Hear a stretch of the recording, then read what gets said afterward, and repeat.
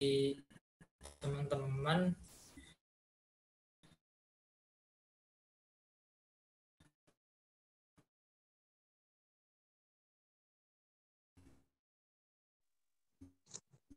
buat soal sama jawab ya. Jadi nanti lihat soal pertama ya. Nanti jadi bukan aku yang jawab sama baca ya. Jadi tetap dari teman-teman buat apa ya, buat apa ya. Pokoknya buat biar teman-teman juga makin lebih tahu lagi materi interaksi sosial. Kemarin juga udah panjang banget ya. Ya ini kita mulai dulu dari sini.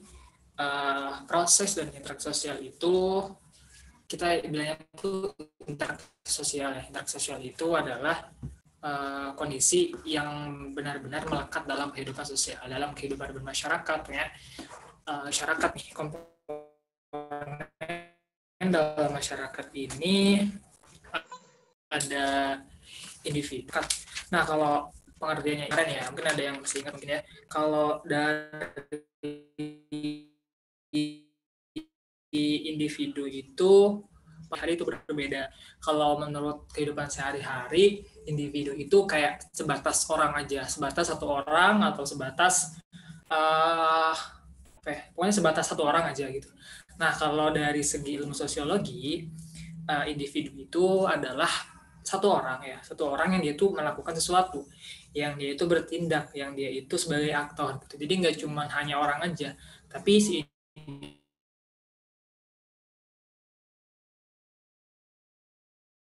individu ini dia tuh melakukan sesuatu yang berdampak bagi dari individu kita naik ke kelompok sosial. Nah, kelompok sosial ini disebabkan karena kebutuhan manusia itu kan tidak terbatas. Jadi maksudnya kebutuhan manusia itu kan nggak bisa nggak selalu bisa dilakukan sendiri gitu, oleh pribadi sendiri gitu. Tapi kebutuhan itu ada saatnya kita butuh orang lain. Nah, inilah yang dinamakan kebutuhan manusia yang memerlukan berhubungan gitu. Sehingga karena adanya kebutuhan untuk berhubungan gitu, untuk melakukan sesuatu yang tidak bisa dilakukan sendiri, makanya si individu ya, antar manusia, antar orang perorangan membentuk suatu kelompok namanya kelompok sosial. Nah, tapi ada syaratnya juga. Kelompok sosial dalam ilmu sosiologi itu harus ada syarat 3 syarat ya. Yang pertama itu setiap anggota dalam kelompok itu harus sadar gitu kalau dia itu kalau dia itu bagian dari kelompok tersebut. Jadi intinya nggak mungkin ada suatu kelompok kalau setiap anggotanya itu mereka nggak saling mengakui bahwa mereka kelompok itu gitu. Terus untuk yang kedua ada faktor yang dimiliki bersama gitu, kayak mungkin tujuan sama-samanya itu apa, terus juga ideologi, terus pemahaman gitu ya. Pokoknya dari semua anggota itu punya kesamaan gitu. Kayak misalnya nih di organisasi BEM misalnya. Ini kan jelas nih kalau BEM itu nanti kesananya apa, misalnya politik kampus gitu ya, untuk kemajuan mahasiswa gitu. Nah, jadi dari setiap anggota itu mereka harus punya suatu kesamaan gitu ya. Mau itu kesamaan dari segi tujuan, ideologi maupun kesamaan dari segi mekanisme dalam kelompok tersebut. Nah, yang ketiga, kelompok orang itu berstruktur, berkaidah, dan punya pola perilaku. Jadi maksudnya si kelompok itu nggak cuma sekedar kelompok, nggak cuma sekedar berkumpul, tapi di sana itu ada kayak suatu aturan, ada kayak suatu tatanan gitu, ada kaidah-kaidahnya yang mana nanti kaidahnya itu disepakati oleh anggotanya masing-masing. Jadi kayak misalnya nih tentang aturan-aturan tata tertib dalam kelompok tersebut, terus ada bagian kayak rapat gitu ya, terus juga ada divisi, pokoknya segala macam ada pembagian tugas yang dimana tugas-tugas dan ada di dalamnya itu terstruktur dan berkaidah gitu. Nah, terus dari kelompok kita naik sebentar dulu.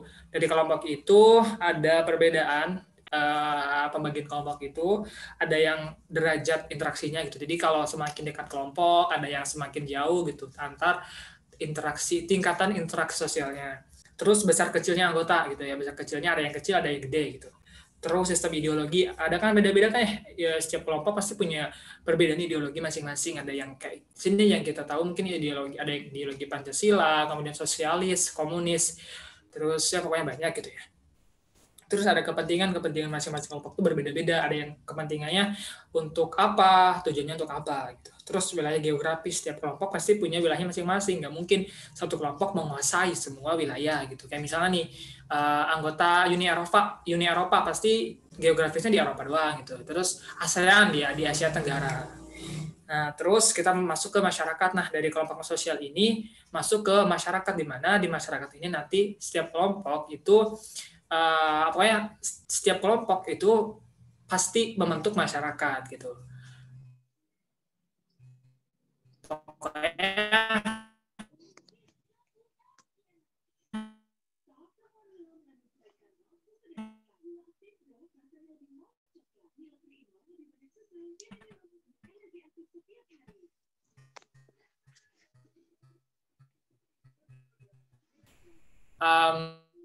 enggak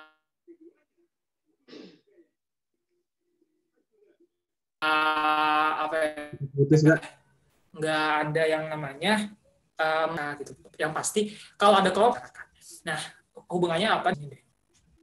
Hubungannya apa timnya? Hubungan antara manusia berhubungan dan juga bersifat timbal balik. Nah, kalau interaksi sosial itu ada atau muncul di bagian kelompok sosial gitu, bukan di bagian masyarakat gitu. Jadi di individu tuh nggak ada yang namanya kelompok sosial. Oke, kita lanjut ke bagian tindakan sosial. Tindakan sosial ini kayak ada dari setiap manusia, setiap individu itu dia melakukan sesuatu, bertindak sesuatu.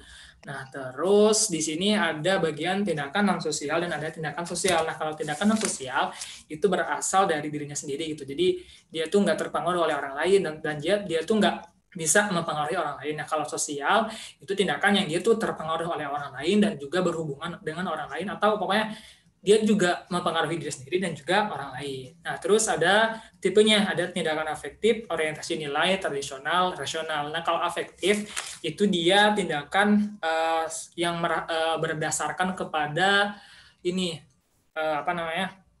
Emosi gitu, perasaan gitu. Kayak ada orang yang sedih karena nangis, ada orang yang marah karena emosi. Terus yang orientasi nilai itu tindakan yang dia ngitungin manfaatnya. Kayak misalnya aku ngelakuin ini karena ini tuh baik untuk orang lain gitu. Kayak aku ngasih apa ya? Ngasih duit gitu ya ke orang-orang miskin karena apa? Karena aku buat karena itu baik gitu di sana. Terus kalau yang tradisional itu kayak mungkin tahu ya teman-teman, tradisional itu dia yang ini sesuai sama adat istiadat. Terus yang rasional itu sesuai dengan akal. Oke. Kira-kira sampai sini ada yang mau ditanya dulu nggak buat yang kemarin belum join? Sebelum lanjut, ini ada Kak, tadi yang efektif gimana Kak? Tadi putus-putus. putus ya? Oh Kak, yang tadi kecepatan. Iya, agak kecepatan tadi. Yang mana nih? Kita ulangi dulu atau yang masih ini ya? Efektif, yang efektif. Tipe-tipenya Yang aja. efektif. Oke, karena oke, siap. Aku ulangi aja ya. Kalau misalnya agak kecepatan atau ada putus-putus, langsung on mic aja ya, langsung bilang. Soalnya aku kalau chat nggak bisa buka. Gitu. Oke, aku ulangi lagi. Tindakan sosial itu apa ya? Perilaku yang dilakukan oleh seseorang atau individu gitu. Jadi kayak tadi aku bilang di awal, kalau dalam ilmu sosiologi itu si individu itu bukan hanya sekedar orang, bukan hanya sekedar manusia satu gitu ya. Tapi si individu itu dia melakukan sesuatu, dia bertindak, dia bersifat sebagai aktor. Mau itu tindakan dia untuk orang lain ataupun untuk dirinya sendiri. Nah, di sini ada dua pembagian tindakan sosial. Ada tindakan non sosial dan ada tindakan sosial. Kalau tindakan non sosial itu dia tindakan yang bersifat atau berasal dari dirinya sendiri dan juga tidak mempengaruhi orang lain. Kalau yang sosial itu dia mempengaruhi orang lain dan juga dia tidak mempengaruhi orang lain dan juga bisa juga dia dipengaruhi orang lain. Contohnya gimana? Kalau yang non sosial itu dia misalnya gini, dia bertindak kayak aduh aku mau beli makan karena aku lapar, karena aku ngerasa aku belum makan nih seharian. Itu masuk ke tindakan non sosial. Kalau tindakan sosial gini, aduh aku mau beli makan buat apa? Buat adikku yang di rumah yang belum makan dari sore misalnya. Nah, itu kan ada dua perbedaan ya. Kalau yang non sosial itu kan tadi dia cuma aduh diri sendiri yang lapar, dia pengen beli karena buat dirinya sendiri. Kalau yang sosial yang adik itu karena dia punya adik yang mana adiknya lapar, jadi si orang itu beli makan buat sekalian buat dia sendiri sama buat adiknya. Gitu, jelas nggak, guys? Jelas, Kak. Jelas, Kak. Jelas, Kak. Oke, nah ada tipe-tipe dalam tindakan sosial. Nah ini tuh yang pertama ada tindakan afektif. Nah tindakan afektif ini bisa dikatakan sebagai tindakan yang berorientasi kepada emosi, kepada perasaan gitu, kepada pokoknya hal-hal yang tanpa adanya pertimbangan gitu. Jadi dia tuh kayak tiba-tiba gitu ya, pokoknya nggak ada pemikiran terlebih dahulu gitu. Kayak orang nih tiba-tiba orang itu nangis gara-gara sedih, terus marah gara-gara emosi gitu. Jadi nggak mikir dulu, padahal mah kalau sedih tuh nggak usah nangis, tapi ya kita bisa tahan, pokoknya bisa bahagia dengan cara yang lain, nggak usah dengan nangis. Gitu. Kayak misalnya nih, itu pada lama nggak usah marah ya karena emosi, tapi pada lama kan kita bisa dinginin diri dulu gitu ya. Nah itu tindakan afektif. Jelas kan ya? Apakah masih kecepatan? Jelas, Kak. Jelas kok, Kak. Jelas, Kak. Jelas. Oke, makasih. Nah oke, yang kedua ini bagian tindakan berorientasi nilai, itu dia perhitungkan manfaatnya. Jadi dia itu bertindak, dia ngelakuin sesuatu itu karena dia ngeliat nih ada manfaatnya di sana gitu. Jadi dia nggak semata-mata emosi aja gitu, nggak semata-mata perasaan aja, nggak semata-mata dia mikir dulu, tapi karena ini ada manfaatnya, ya udah dilakuin aja tanpa tahu sebenarnya maksud dia ngelakuin itu tuh apa, maksud dia dia ngelakuin itu nanti tuh di kedepannya tuh bakal benar apa enggak gitu. Dia cuma lakuin karena ini ada manfaatnya nih gitu. Kayak misalnya nih misalnya kita makan pakai tangan kanan ya.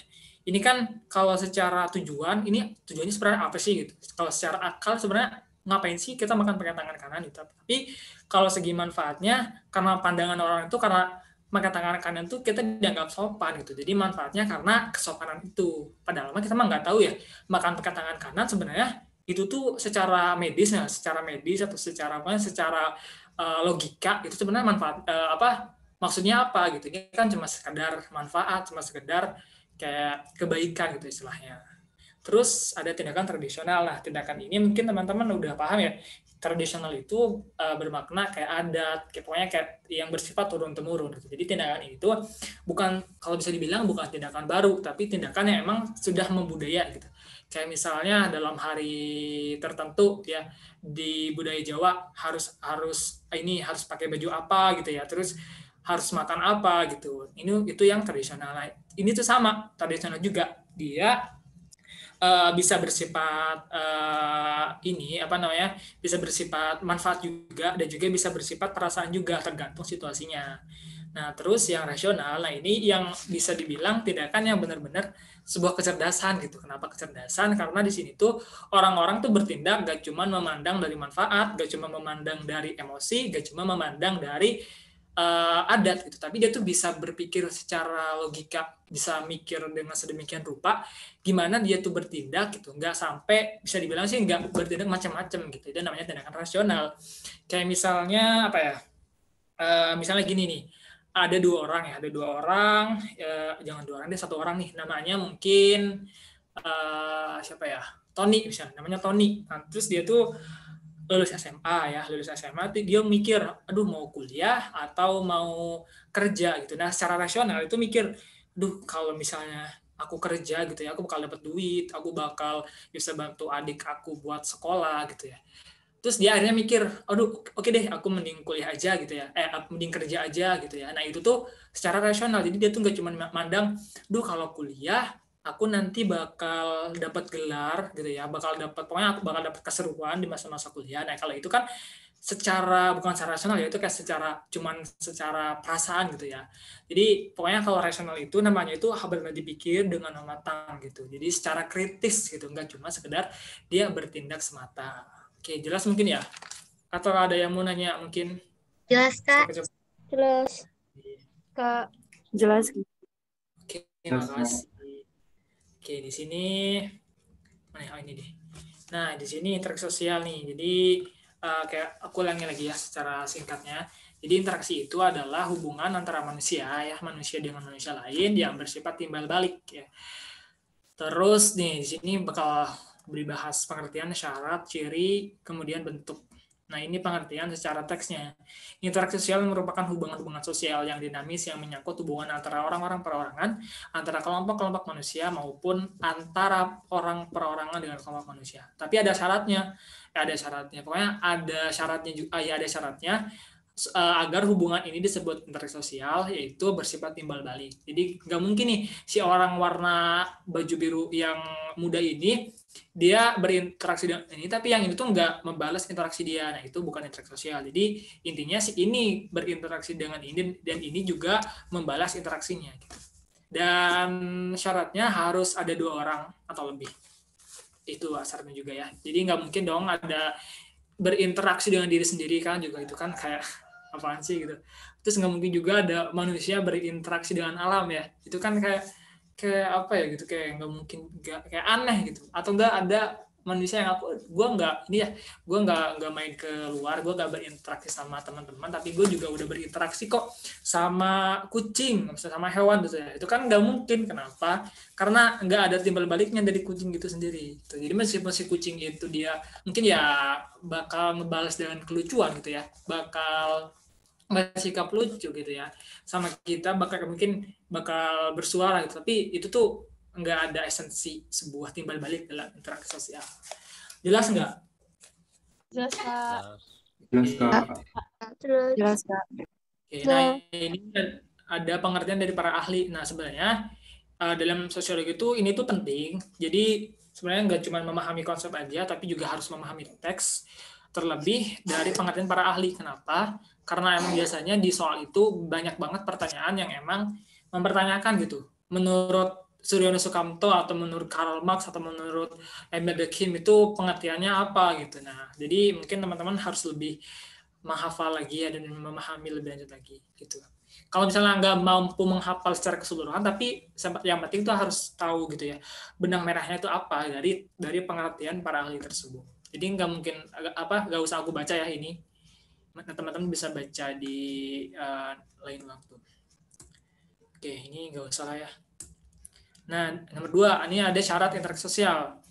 Nah, syaratnya itu dia ada komunikasi sama kontak, ada 2 ini ya. Ada 2 syarat, yaitu antara komunikasi sama kontak. Nah, kenapa? Jadi gini, pengertian dulu ya. Komunikasi itu adalah proses penyampaian dan penerimaan pesan dari satu pihak kepada pihak lain agar terjadi upaya untuk saling mempengaruhi.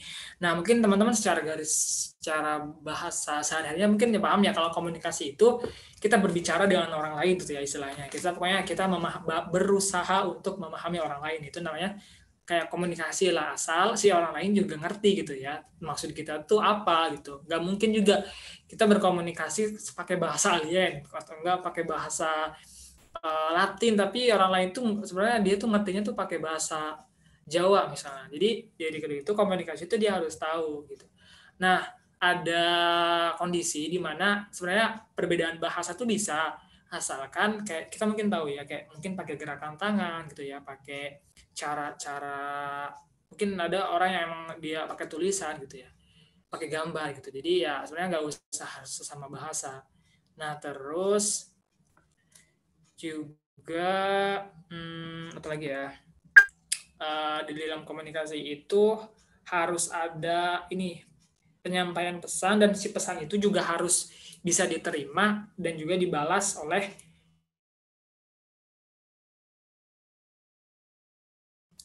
si penerimanya gitu. Jadi nggak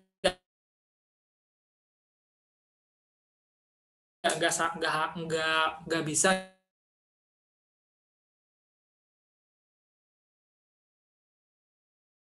gitu. Ada ngirim pesan tapi si pesan itu nggak sampai dan juga nggak berbalik membalas. Ini untuk yang bahasa. Nah, sebenarnya itu tuh nggak usah pakai bahasa doang gitu, tapi bisa dengan kayak simbol, terus kayak gerakan. Jelas nggak suaranya? Halo? Lemot, Kak. Putus-putus ya? Sedikit putus-putus, Kak. Ada putus-putus, Kak. Putus-putus. Ya, Kak, putus-putus. Ya. Karena di sini lagi baru selesai hujan, jadi emang kadang ya kalau lagi hujan gini tuh kayak gini. Maaf ya. Iya, Oke, kita tunggu bentar dulu. Oke, masih jelas enggak ini? Masih putus-putus, Kak. Putus. Udah jelas. Iya, aku Masih jelas. putus Kak. enggak, guys? Di saya jelas sih. Udah jelas. Oke. Nah, kontak sosial udah jelas, Kak? udah. Jelas, Kak. Udah jelas, Kak. jelas. Ya, mantap. Nah, yang kedua ada kontak sosial nih. Kontak sosial ini adalah kayak hubungan antara pihak-pihaknya gitu. Jadi kalau komunikasi itu cara dia menyampaikan pesan, cara dia menyampaikan dan menerima pesan. Kalau kontak itu dia hubungan antara si penerima sama si pengirimnya. Oke, mungkin sebenarnya ada pembahasan di sini sih. Tapi nah ini kayak komunikasi itu ada komponennya kayak tadi ya. Mungkin ini belum kejelasin sih ya. Ada pengirim gitu ya. Ada pengirim, ada penerima, ada medianya. Mungkin ada media kayak media telepon, gambar gitu ya. Terus ada pesannya. Nah, ini kan pesan maksudnya. Kayak tadi, ada maksud yang bagian pakai bahasa, ada yang maksud bagian pakai simbol gitu ya. Terus ada maksud yang bagian pakai kayak gerakan tangan, pokoknya pakai gerakan-gerakan yang mungkin nggak pakai bahasa. Mungkin ya kalau itu kan mungkin kalau gerakan kan pakai bahasa isyarat ya, itu kan dia sebenarnya nggak dengan suara, nggak dengan berbicara, tapi kan dengan gerakan tangan ya. Nah, itu mungkin tetap masuk ke komunikasi. Asalkan si dua pihak, si pengirim sama penerimanya, dia paham nih maksudnya tuh apa dan pesannya itu tersampaikan atau tidak. Ada umpan baliknya, kayak tadi, harus ada feedbacknya gitu. Jadi jangan sampai si komunikasi ngirim pesan, tapi si penerima pesannya itu dia nggak, dia menerima, tapi dia tuh nggak mau respon, nggak ngapa-ngapain. Gitu. Terus, nah ini kontak sosial nih. Nah, ini tuh kebagi.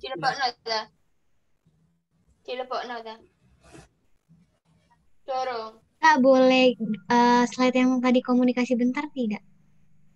Oke. Ini ya. Apa tuh mau ditanya atau gimana? Mau di screenshot, Kak? Oke, mangga. Nanti itu kayaknya udah di-share deh ininya. Oh, iya, Kak. Oh ya, makasih. Sudah. Iya. Nah, ini yang kontak sosial ya. Tadi, minum dulu guys, haus.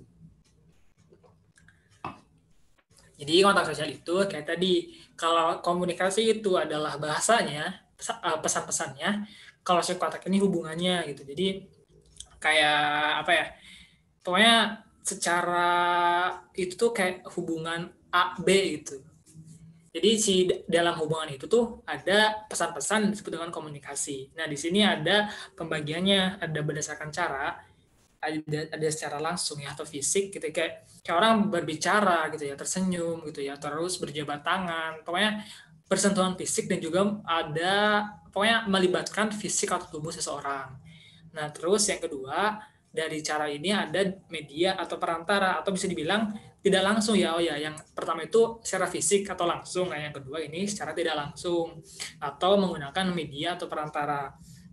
Kayak misalnya ada orang yang dia mengontak seseorang itu lewat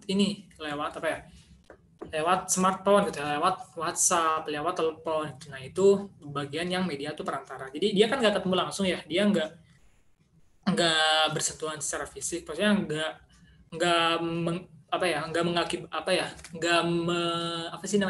nggak pakai fisik gitu ya, tapi dia pakai media yang tetap kontak sosial gitu. Terus ada secara sifatnya, ada secara antara individu, orang per orang, antara kelompok dan kelompok, antara individu dan kelompok. Terus bentuknya ada yang positif, ada yang negatif. Nah, kalau ini bakal dibahas nanti ya di bagian yang lebih spesifik lagi. Nah, ada positif itu dia mengarah kepada kerjasama atau persatuan lah istilahnya. Nah, kalau yang negatif itu dia masuk ke bagian kayak pertentangan, pokoknya kayak hal-hal yang negatif, perpecahan gitulah. Terus ada tingkat hubungannya. Ini ada tingkat hubungan kontak primer. Kayak ini sebenarnya sama sih kayak bagian yang berdasarkan cara, cuman ini beda. Maksudnya kalau tadi itu secara cara, ini tuh secara hubungan gitu. Kalau cara kan kita cara ngontak gitu ya, pokoknya pakai cara gitu. Nah, kalau hubungan ini kayak hubungan kita tuh sebenarnya gimana gitu dalam mengontak seseorang gitu. Sebenarnya sama aja pengertiannya, kayak primer itu dia secara langsung gitu ya. Sekunder itu dia secara tidak langsung. Kalau diistilahinnya itu mungkin gini kalau bahasa aku ya. Primer itu dia dekat gitu ya, dia secara dekat kontaknya. Nah, kalau sekunder itu dia secara berjauhan. Nah, sebenarnya kebagi lagi ada 2 nih untuk yang sekunder, tapi nggak sempat aku tulis juga karena agak lupa juga sih kemarin. Jadi ada sekunder langsung sama ada sekunder tidak langsung. Nah, kalau sekunder langsung ini kayak tadi yang pakai media gitu ya, yang pakai media. Pokoknya asalkan dia itu nggak terlalu dekat gitu ya, tapi dia tuh pakai media untuk menghubungi atau untuk mengkontak. Kayak misalnya pakai WhatsApp gitu ya, pokoknya pakai media daring gitu. Nah, untuk yang tidak langsung ini sekunder tidak langsung itu dia kayak nitip ke orang gitu. Kayak misalnya nih, aku punya teman namanya Ana gitu ya. Teman aku tuh punya teman lagi namanya Ani misal. Terus aku bilang ke si Ana nanti sampaikan ke Ani ya. Kalau nanti sore aku bakal ke rumah dia nih bawa makanan. Nah, itu secara tidak langsung. Jadi sebenarnya aku tuh niat ngontak itu ke si Ani, tapi aku lewat si Ana. Itu paham sampai sini ya? Ada yang mau ditanya dulu nggak? Oh, mau nanya dong, Kak. Aman-aman. Kak, mau nanya dong. Ya, stop, mangga. Kontak sosial itu juga ada yang kontak sosial langsung dan tidak langsung. Nah, sebenarnya aku masih bingung bedain kontak sosial langsung dan tidak langsung dengan kontak sosial primer dan sekunder, Kak. Kalau yang langsung sama tidak langsung itu mungkin bedanya apa ya, bilangnya tuh caranya, cara dia berkontaknya itu secara cara gitu. Kayak aku ngontak dia tuh lewat senyuman, aku ngontak dia tuh lewat berjabat tangan gitu. Terus ada cara yang aku ngontak dia tuh lewat HP, aku ngontak dia tuh lewat WhatsApp gitu. Nah, kalau yang primer sama sekunder itu dia tingkat hubungannya. Kayak mungkin aku bilang tadi, kalau primer itu dia berhubungan itu dekat gitu ya, secara dekat gitu ya. Nah, itu kayak misalnya nih, tingkat hubungan aku ketika aku berjabat tangan dengan si A, itu kan dekat ya, dekat. Jadi secara primer, secara dekat gitu. Pokoknya secara bertemu dengan fisik gitu. Nah, terus kalau yang sekunder itu tingkat hubungannya itu nggak dekat gitu, tapi berjauhan, tapi tetap bisa melakukan kontak sosialnya. Paham nggak? Atau beribet? Paham kok, Kak. Makasih ya, Kak. Oke. Ada lagi nggak sebelum lanjut nih? Soalnya biar kebagian nanti bagian bahas soal juga. Oke, lanjut nggak? Paham. Lanjut, Kak. Jelas, Kak. Lanjut. Ini nggak usah ya, nggak usah sih, nggak terlalu penting juga. Nah, ini ada ciri-ciri interaksi sosial. Interaksi itu nggak bisa, kayak tadi aku bilang di awal, interaksi itu nggak bisa kalau misalnya hanya sama diri sendiri gitu, tapi harus membutuhkan pihak lain. Makanya dalam interaksi sosial itu pasti pelakunya lebih dari satu orang. Ya, pokoknya seminimalnya ada 2 orang lah gitu. Karena kalau sendiri kan nggak ada aksi reaksi ya gitu. Maksudnya nggak ada apa sih namanya, kayak kita balas terus ada jawaban, nah itu kan nggak mungkin ada gitu. Tapi kalau sama orang kan ada tuh, kita ngasih aksi nih, ntar mereka ngasih reaksi sama kita. Nah, terus ciri yang lain tuh ada komunikasi dengan simbol tertentu. Kayak tadi ini kan ada bagian yang pakai bahasa nih, komunikasi pakai bahasa, pakai gerak. Nah, ini ada simbol ini yang harus dipahami oleh pihak-pihak orang yang berkomunikasi gitu. Jadi cirinya itu setiap orang itu bisa punya simbol yang berbeda-beda gitu. Kayak misalnya ada simbol yang mungkin dia tuh ngedip itu mungkin ada yang bilang itu tuh kayak bilang iya gitu, yang ngedip tuh bilang iya. Ada yang mungkin memahami itu kalau ngedip itu dia berkomunikasi berbohong gitu. Nah, itu tuh makanya dalam komunikasi dengan simbol itu syaratnya itu si kedua belah pihak yang melakukan komunikasi harus saling paham simbolnya tuh artinya tuh apa gitu. Nah, terus ada dimensi waktu. Jadi ya nggak mungkin juga kan kita kayak Doraemon gitu, kita berinteraksi dengan orang di masa depan, di masa lalu gitu. Makanya si interaksi ini harus ada waktu yang jelas, sekarang, terus masa lalu atau masa depan. Terus ada tujuannya, kayak tadi di awal mungkin disebutnya bentuk dari interaksi sosial. Jadi kayak ada kerjasama si interaksi ini tuh sebenarnya masuk ke kerjasama gitu atau masuk ke pertentangan gitu. Ini bakal dibahas lebih lagi di bagian selanjutnya. Nah, ini ada faktor interaksi sosial. Nah, sebenarnya sebelum ke ini sih ada bagian yang bakal aku kasih informasi juga nih sebelum ke faktor, yaitu ke bagian ada sumber informasi gitu yang mendasari seseorang tuh melakukan interaksi. Kayak misalnya nih ada orang tuh mengamati seseorang itu berdasarkan kayak sejak lahir tuh dia punya tanda lahir atau enggak dia punya warna kulit, terus usia, terus jenis kelamin, terus juga penampilan fisik gitu ya, terus pakaian dan wacana. Kayak wacana itu kayak bahasa, cara dia menyampaikan sesuatu gitu. Nah, kenapa butuh semua ini? Karena biar dia tuh bisa berinteraksi dengan sesuai apa yang dimaksudkan gitu. Kayak misalnya nih, kalau misalnya berdasarkan usia ya, ini sebenarnya lebih bisa kita sederhana pahamnya itu di keluarga.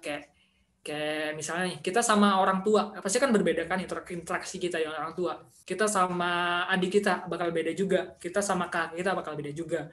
Dan itu sama juga kayak pakaian nih. Kayak ada orang nih, dia tuh polisi, terus pakai seragam lengkap. Nah, terus kita lihat dia di jalan, pasti kita juga bakal beda gitu interaksinya. Itu beda halnya sama orang yang dia polisi.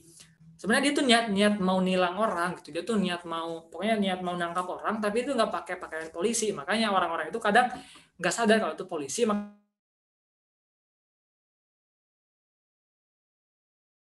kayak teman aja, kayak manusia biasa aja gitu. Makanya pokoknya semua informasi ini bakal ngasih pemahaman bagaimana seseorang itu melakukan interaksi sosial. Kayak ada lagi nih bentuk tubuh ya, mungkin teman-teman nggak tahu nih ya, kayak ada bentuk tubuh yang dia endomorf atau bulat gemuk ya. Jadi si orang endomorf ini atau orang yang agak gemuk bulat gitu ya, dia itu kata secara psikologi itu dia itu punya sifat yang tenang, terus juga santai dan pemaaf. Jadi orang itu kan lihat, aduh ada orang yang bentuknya endomorf, jadi dia tuh bisa tahu nih, dia tuh bersikap tuh kayak gimana gitu. Karena dia itu katanya tuh tenang, santai, sama pemaaf, makanya mungkin orang tuh bakal berhati-hati gitu dalam dia bertindak, dalam dia berkomunikasi sama berkontak sama orang itu, dan juga bakal lebih jaga lagi sifat dia. Terus ada juga orang yang tubuhnya mesomorph, kayak atletis, berotot, pokoknya keren lah gitu ya. Dia tuh dianggap tuh dominan gitu ya, terus aktif, yakin, kayak menguasai gitu. Jadi orang tuh bakal segan nih sama orang yang kayak gitu. Terus ada lagi tubuh yang ectomorph, itu dia tuh kayak tinggi, terus kurus gitu ya. Jadi bentuknya kayak gini tuh katanya dia dianggapnya tegang sama pemalu. Nah ini tuh kayak orang tuh nganggap kalau yang ectomorph itu sejenis orang-orang ini, kayak sejenis orang-orang yang dia maaf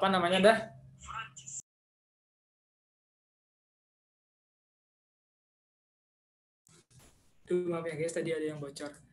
Jadi si yang ectomorph ini katanya dia itu digolongkan ke orang-orang yang dia itu punya kepribadian introvert gitu. Tapi sebenarnya ya aku nggak terlalu paham sih untuk masalah ini. Pokoknya intinya kalau yang dari segi dia cara dapat informasi ini ya supaya dia tuh bisa tahu nih gimana cara dia tuh berinteraksi sama orang yang emang punya ciri-ciri tertentu. Nah, terus kita langsung ke bagian yang faktor interaksi sosial. Sebenarnya ini tuh ada faktor internal dulu ya sebenarnya, tapi karena nggak tahu deh, kemarin tuh aku udah bahas tapi aku nggak ngedit PPT-nya. Tapi mungkin teman-teman bisa catat juga ya, dan kemarin juga mungkin ada yang nyatet ya. Terus bahas yang internal dulu sebelum ke yang ada di ini, karena yang di PPT ini sebenarnya yang eksternalnya gitu. Nah, kalau internal itu kenapa dia melakukan interaksi itu karena ada dorongan nih dari kebutuhan dia sebagai manusia. Kayak tadi di awal, kalau manusia itu memenuhi kebutuhannya tidak semerta-merta dia itu bisa dengan dirinya sendiri, tapi butuh orang lain untuk mendukung atau membantu dia melakukan sesuatu. Nah, terus yang kedua ada dorongan untuk mempertahankan hidup. Kayak mungkin ini kayak butuh orang lain gitu buat gimana sih gitu ya, gue hidup tuh kayak gue butuh orang lain, gue butuh orang tua, gue butuh guru gitu, gue butuh pokoknya gue butuh orang lain buat bisa gue hidup lebih lanjut. Nah, terus ada dorongan untuk melakukan komunikasi gitu, kayak gue butuh komunikasi sama orang nih, gue butuh nyampein ini sama orang, makanya gue harus berinteraksi sosial. Nah, itu yang internalnya ya. Terus untuk yang eksternalnya, ada ini nih, ada imitasi, sugesti, identifikasi, empati, simpati, terus ada motivasi. Oke, aku bakal bahas. Kalau imitasi itu dia menyebabkan seorang berinteraksi itu karena dia tuh ingin meniru orang lain, itu kayak ingin meniru sikap, ingin meniru cara berpakaian, ingin meniru cara dia berbicara, itu imitasi. Nah, terus ada sugesti. Nah, kalau sugesti ini dia kayak dapat masukan, kayak dapat trigger dari orang lain gitu. Pokoknya si orang itu tuh langsung ngasih sugesti gitu ke orang yang targetnya gitu. Misalnya si A itu dia tersuges dari si B.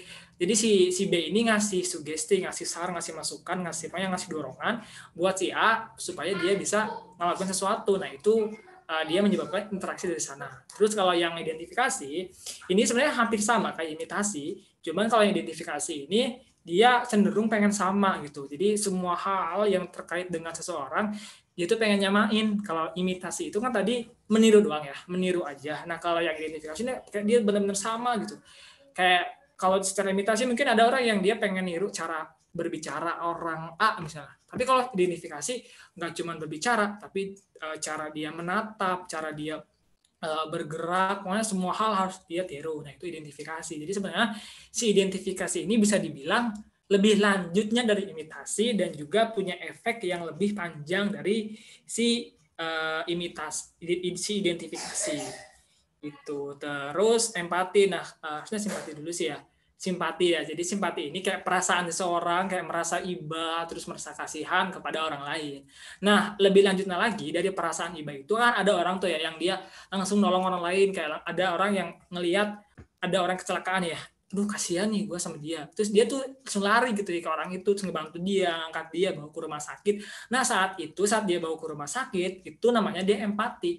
Jadi si simpati itu rasanya, si empati itu dia aksinya, tindakannya gitu. Terus kalau motivasi, nah ini sebenarnya sama kayak sugesti, hampir sama. Cuman kalau motivasi ini nggak harus berhubungan gitu. Jadi kalau gimana ya istilahnya itu, kalau motivasi ini nggak harus dapat sugesti dulu, nggak harus dapat dorongan dulu, tapi bisa kayak lihat doang kita udah langsung bisa maju nih, lihat doang kita udah langsung bisa terpengaruh gitu. Sedangkan kalau sugesti itu dia si pihak luarnya itu langsung mempengaruhi kita gitu. Gitu. Jelas nggak? Jelas, Kak. Oke, Jelas, lanjut ya. Kak. Oke. Biar nanti kebagian. Gimana? Kak, berarti meniru itu berarti belum tentu sama ya? Ya, betul. Meniru itu belum tentu sama. Tapi kalau yang identifikasi dia nggak cuma meniru aja, tapi pengen sama gitu. Oke, makasih Kak. Oke, ada lagi nggak? Atau nggak lanjut nih? Kak mau nanya, Iya, emang nggak sok. masih nggak ngerti sama bedanya sugesti sama motivasi. Boleh dikasih contohnya nggak, Kak? Sugesti. Oke, motivasi dulu ya. Kayak misalnya nih, aku ngeliat siapa ya kira-kira? Ini Mas Fatur ya, ketua BEM UGM tahun lalu ya. Ya itu kan aku ngeliat dia, aduh aku langsung termotivasi nih, aku pengen kayak dia, aku pengen jadi ketua BEM, pokoknya pengen terjun di dunia politik. Nah itu secara motivasi. Nah kalau secara sugestinya itu kayak aku udah kenal sama Mas Fatur. Terus Mas Fatur itu dia kayak langsung ngasih arahan ke aku kayak, ayo dong kamu harus jadi agen perubahan dong, kamu harus ikut politik di kampus, kamu harus peduli gitu. Itu jadi mungkin kalau istilahnya sugesti itu secara langsung oleh orangnya gitu. Kalau motivasi ya dia sebenarnya nggak harus langsung, tapi bisa lihat lewat prestasi, bisa pokoknya lewat dia prestasi dia, terus cara dia beraksi gitu. Jadi ya itu sih, jelas nggak? Jelas, Kak. Makasih. Kak, Oke, lanjut ya. Mau ada nanya, lagi. itu tadi sugesti bukannya dia lebih mempengaruhinya itu lebih besar bukan sih Kak daripada motivasi. Jadi kayak si sugesti ini tuh kayak nggak ada kesempatan orang buat berpikir secara positif lagi. Jadi kayak orang-orang itu langsung terkontaminasi gitu sama perkataannya. Iya benar. Jadi si sugesti ini kayak langkah lebih lanjut dan lebih tinggi lagi dari motivasi gitu. Kayak tadi ini identifikasi kan lebih lanjut dari imitasi dan lebih kuat. Empati dia lebih lebih kuat juga dari simpati gitu. Kamu nanya, Ya, kalau misalkan kita kan cara berbicara kita tuh diikutin sama teman kita tuh termasuk identifikasi atau imitasi ya? tergantung konteksnya. Kalau misalnya dia cuma pengen niru cara bicara kamu aja itu imitasi. Tapi kalau identifikasi dia tuh kayak kayak pengen semua hal itu, dia semua hal pengen disamain, gak cuman mungkin gini ya, kamu mungkin cara bicara kamu saat kamu pidato, misalnya saat kamu presentasi di kelas, ada orang, tertarik nih sama dia, bagus nih dia suaranya, terus intonasinya, terus diksi pilihannya, keren banget. Nah itu dia imitasi gitu, jadi dia Oh pengen gitu niru ya. itu aja. Tapi kalau identifikasi nggak cuma cara kamu bicara saat pidato, nggak cuma saat presentasi, tapi kayak bicara sehari-hari aja itu bisa diikutin sama si orang lain gitu. Oh, jadi kalau sehari-hari itu baru ya identifikasi. Tapi kalau misalkan cuma sesekali itu imitasi gitu. Ya, jadi kalau pokoknya semua kalau sama hampir secara secara pengen sama banget itu baru si identifikasi. Oke deh, makasih Kak. Oke, Kan selanjutnya. mau nanya, maaf Kak. Oh, sok nanya lagi, nggak apa-apa. Kalau misalkan merasa terinspirasi itu masuknya sugesti atau motivasi, Kak? Tergantung di mana. Kalau dia terinspirasi karena dapat dorongan langsung, itu dia sugesti. Tapi kalau secara pokoknya nggak harus secara langsung, tapi bisa lewat prestasinya, bisa lewat pokoknya kalau secara bahasa aku sih kita tuh kenal sama dia gitu. Kalau kita kenal sama dia, terus dia langsung ngasih dorongan, saran, segala macam gitu ya. Nah itu dia sugesti. Tapi kalau aku nggak kenal sama dia nih, tapi kok aku terinspirasi sama prestasi. Nah itu maksudnya tuh tidak segala. Kamu tanya, kalau Mangga. misalnya kita nonton drama Korea terus ikutan sedih itu masuknya apa ya? Kan itu melibatkan perasaan juga. Kalau itu gimana? Nah itu mungkin di bagian tadi sih yang tindakan afektif itu oke ya. Karena ini udah mulai sore nih ya, jadi rencananya kali ini kan mau bahas soal, jadi mungkin pertanyaannya nanti kalian bisa tanya langsung ke aku lewat email ya. Nanti aku kasih emailnya ya kalau ada yang belum jelas, karena biar waktunya masuk juga. Oke, setuju? Setuju Kak, langsung aja Kak. Iya, setuju Kak. Oke, Kak. Oke, ini ada bentuk interaksi sosial nih. Ada yang bentuk sosialnya itu asosiatif. Nah, asosiatif ini maksudnya apa? Jadi dia tuh istilahnya tuh positif gitu. Jadi dia membentuknya kerjasama, terus juga ada akomodasi gitu ya, ada asimilasi, ada akulturasi. Nah, kalau kerjasama itu dia kayak pokoknya dia berbarengan sama orang lain. Nah, kalau akomodasi itu dia apa ya? Aku lupa cara definisinya ini. Akomodasi itu kayak orang itu pengen nyelesain suatu konflik gitu. Orang tuh pengen nyelesain suatu permasalahan. Nah, itu akomodasi. Cara penyelesaian konflik, Kak. Ya, itu. Nah, kalau akulturasi itu dia penyatuan dua budaya tanpa menghilangkan budaya aslinya. Kalau asimilasi itu dia penyatuan budaya yang dimana menimbulkan budaya baru. Nah, ini ada yang disosiatif itu kayak persaingan, kontravensi, terus konflik. Nah, kalau persaingan itu ya kayak mungkin kita tahu ya kalau persaingan itu ada yang bisa bersifat negatif, ada yang positif. Nah, kontravensi itu dia sebenarnya perasaan tidak suka, kayak perasaan gak suka sama orang, tapi itu nggak sampai nimbulin pertentangan atau konflik atau persaingan. Gitu. Nah, ini mungkin nanti bisa teman-teman baca sendiri di PPT yang bakal dibagi nanti. Jadi kalau misalnya aku ulangi, kalau ada yang mau nanya tentang ini, nanti bisa nanya ke email aku, nanti aku kasih emailnya di room chat ya. Oke. Oke, bakal kita bahas sekarang soal stop share. Aduh. Mana ya? Bentar, oh iya. Ada nih. Jadi nanti teman-teman bisa aku bakal ini teman-teman nanti yang bakal jawab sama bacain soalnya. Jadi aku nanti bakal cuma kayak nambahin aja. Ada nggak soalnya? Udah kelihatan, Kak. Udah, Kak. Udah ada belum? Udah, Kak. Udah. Oke. Nah, siapa nih yang mau baca nomor 1 nih sama jawab? Nggak jadi jawab.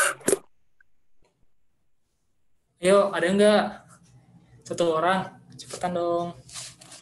Itu instrumental bukan, Pak? Saya. Ini nomor 1. Instrumental. Coba baca lagi. Ah, 1 orang bukan. deh. Sebutin nama dong, sebutin nama terus baca soalnya. Yang nilai. Saya. Ya, Mas siapa? Angel. Sok, baca. Iya, sok. Nomor 1, setelah mempertimbangkan kemanfaatannya, Amin akhirnya cenderung membeli sepatu dibandingkan dengan membeli televisi. Tindakan Amin tersebut dikenal dengan istilah tindakan Apa tuh? rasional berorientasi nilai A. Berorientasi nilai.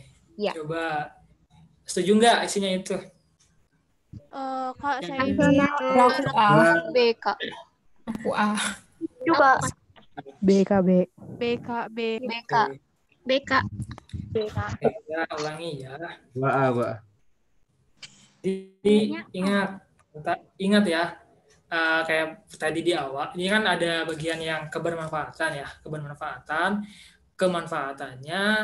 Jadi dia tahu nih manfaatnya itu apa gitu ya, tanpa tahu sebenarnya tujuannya itu apa. Mungkin kita bisa katakan ya, tujuan dia antar sepatu sama televisi mungkin nggak terlalu mempertimbangkan kayak secara logis banget itu, tapi ini tuh sebenarnya masuknya ke bagian yang berorientasi nilai. Jadi ya manfaatnya tuh sebenarnya dia tuh tahu nih di sini ada kata kuncinya kebermanfaatan. Kayak mungkin dia beli sepatu karena dia tuh sepatu dia rusak, atau enggak mungkin beli sepatu itu karena dia tuh lebih nguntungin dia sendiri buat sekolah daripada buat beli televisi.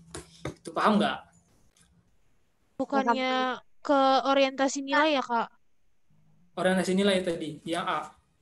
Iya. Isinya ini A. Maksudnya nggak ke instrumental ya, Kak? Soalnya kan dia mempertimbangkan baik dan buruk. Sedangkan rasional instrumental itu dia efektif dan efisiensinya gitu, Kak.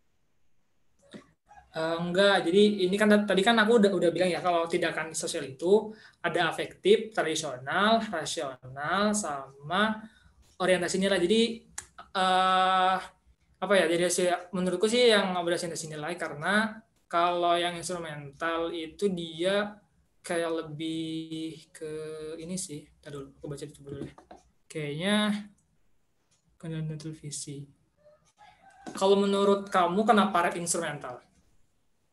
Karena gini, tindakan rasional instrumental itu kan merupakan tindakan yang dilakukan oleh individu atau kelompok dengan mempertimbangkan harapan dan kepantasan yang akan diraih. Jadi contohnya dia kayak kalau di rasional instrumental ini dia lebih berpihak ke efektif dan efisiensinya. Makanya tadi salah satu contohnya misalnya kayak belajar daripada bermain game. Jadi dia itu mempertimbangkan efektivitas dan efisiensinya. Nah, di situ kan dia lebih cenderung memilih. Katanya ada kata memilih dan ada kata dibandingkan. Jadinya aku masukin dia ke instrumental, Kak. Oke, ada yang punya jawaban lain nggak? Halo? Kalau ada yang punya tapi beda, nggak apa-apa. Nanti kita bakal bandingin juga nih. Nah, Ada aku nggak? A. Nah, kenapa nih tadi? Karena tetap bermanfaatan ya? Oke, sebenarnya aku barusan baca lagi juga. Kayaknya ini emang benar ke bagiannya nasional instrumental. Kenapa? Karena ini nggak cuma kalau secara kondisi mungkin bisa aja nih dia orientasi nilai gitu. Jadi cuman manfaatnya aja tanpa tahu sebenarnya apa sih gitu ya. Antara sepatu sama televisi itu sebenarnya ada apa gitu. Tapi dari dari jawaban tadi ya, sebenarnya aku juga tadi gitu sih mungkin juga.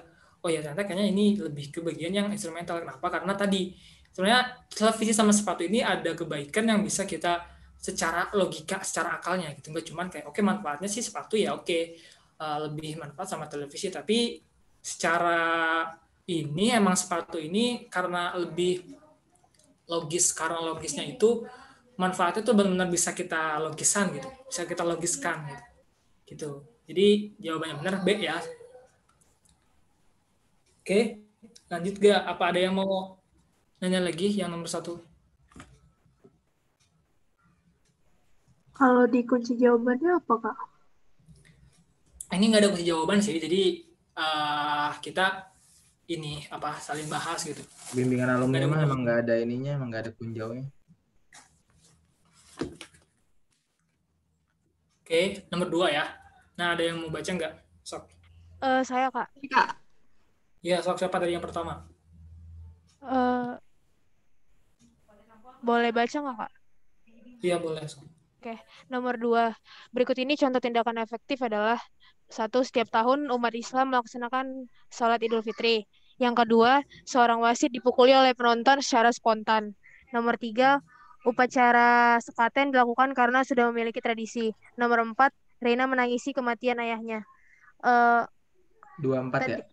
Tadi aku jawabnya sih 4 aja, Kak. Cuman aku bingung keduanya. Di duanya itu emang ada menyangkut perasaan gak sih, Kak? Spontan gitu Karena emang. secara spontan Aku gitu di menurut gue keempat pakai aja, perasaan Kak. deh. Spontanitas gitu nggak sih? Aku lebih ke 4 aja, Kak. Aku deh. 2 dan 4. 2 dan 4, Kak. Kalau gue 2 dan 2 4. dan 4 sih, Kak. Karena secara spontan itu maksudnya Gimana nih kayak aliran nih? Oke, aku jelasin ya. Tindakan afektif itu 2 dan 4, Kak. dia ini kan kayak berdasarkan perasaan gitu, berdasarkan emosi gitu ya.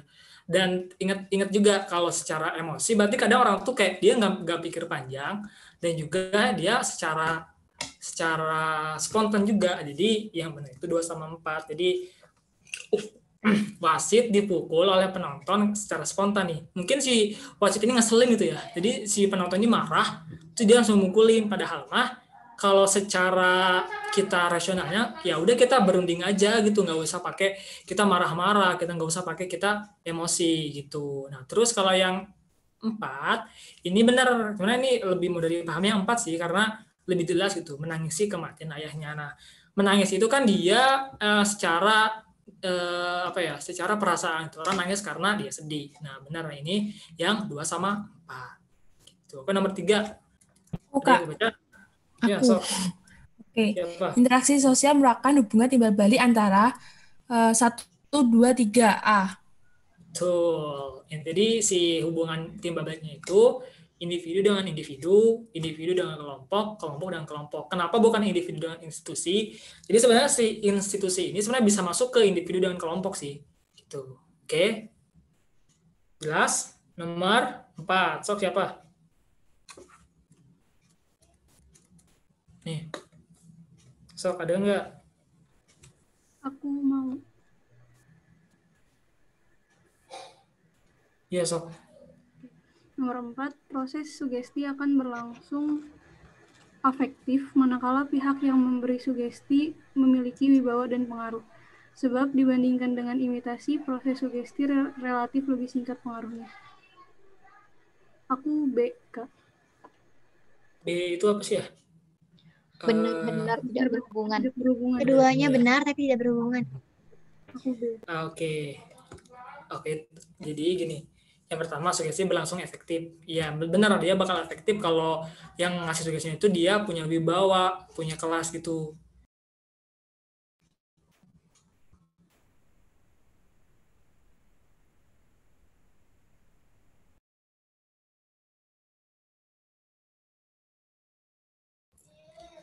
Oke, maaf ya tadi ke-mute. Jadi kalau yang ini, yang sebabnya, ini benar nih ya, ini benar. Ya, sebab dibandingkan dengan imitasi, sugesti itu lebih singkat pengaruhnya. Nah, ini kayak tadi aku tadi itu bahasnya itu imitasi sama motivasi ya. Sugesti sama motivasi lebih kuat sama sugesti. Tapi kalau dengan imitasi, pengaruhnya emang lebih kalau yang sugesti ini sebenarnya pengaruhnya itu dia pengaruhnya itu nggak singkat sih. Jadi si sugesti bisa lebih kuat dari imitasi. Kenapa? Karena ada dapat dorongan langsung dari orangnya. Kalau imitasi kan dia cuma lihat doang atau enggak ya dia niru doang gitu. Kalau yang sugesti ini karena dia dapat gitu ya, dapat pengaruh lebih gitu, dapat pengaruh lebih dari orangnya langsung, jadi itu harusnya lebih kuat si sugesti, lebih lama si sugesti. Gitu. Jadi Kak, itu benar salah. Kak. Iya, gimana? tadi aku mikirnya kan benar salah gitu kan Kak. Cumannya yang si sebabnya itu salah karena imitasi itu aku pasanginnya itu sama identifikasi. Sedangkan yang berpengaruh itu yang ada pengaruhnya itu sugesti sama apa satu lagi Kak? Tunggu ya, sugesti sama Motivasi. motivasi. Sugesti sama motivasi. Jadinya kayak aku ngerasa itu salah karena yang mempunyai pengaruh terhadap seseorang itu sugesti sama motivasi Kak. Itu benar juga sih sebenarnya, tapi benar itu juga. Cuman kalau dari perspektif aku itu gini, jadi kan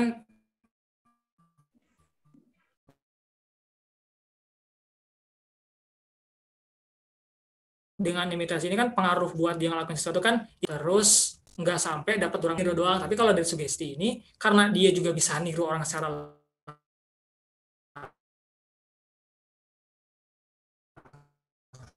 langsung dan dia juga dapat dorongan dari si orangnya langsung, makanya gitu.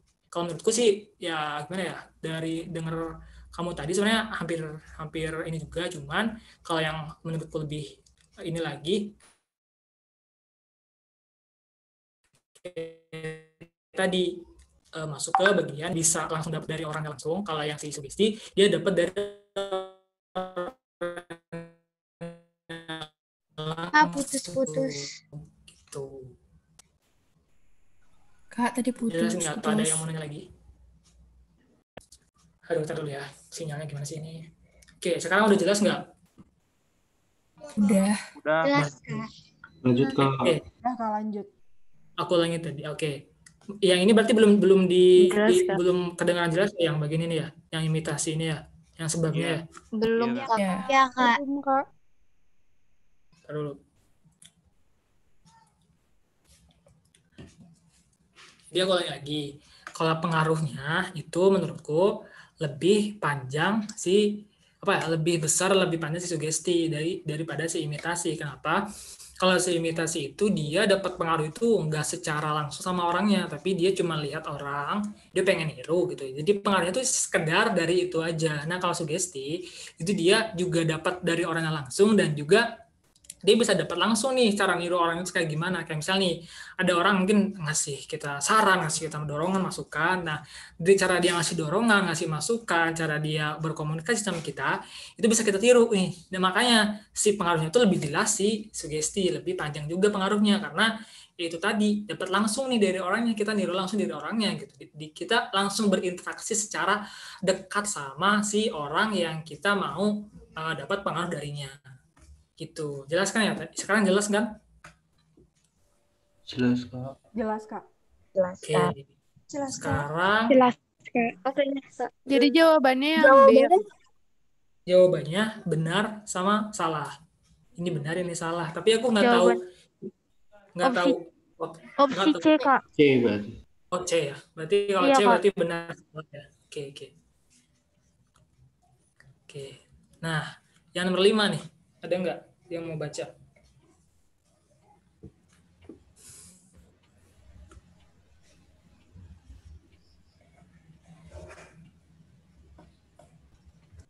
Proses simpatik dan identifikasi berlangsung secara perlahan-lahan dan menimbulkan pengaruh yang lebih dalam dibandingkan dengan imitasi dan sugesti. Sebab identifikasi adalah kecenderungan dalam diri seseorang untuk menjadi sama dengan pihak lain. Salah benar Kak. Iya Kak, salah benar. Ada lagi nggak? Salah benar Kak. Oke. Coba ya. Ada kulit. Yang pertama, simpatik sama identifikasi berlangsung secara perlahan-lahan. Ini perlahan-lahan secara ini ya. Kalau imitasi kan dia simpatik kan dia punya perasaan ya. Dia perasaan itu sebenarnya bisa secara cepat sih, maksudnya nggak perlahan-lahan kayak step by step gitu. Jadi si simpatik ini bisa secara tiba-tiba dia bersimpati gitu. Nah kalau identifikasi ini dia cenderung bisa cepat nih. Kenapa? Karena orang tuh kalau pengen sama gitu dia nggak sampai mikir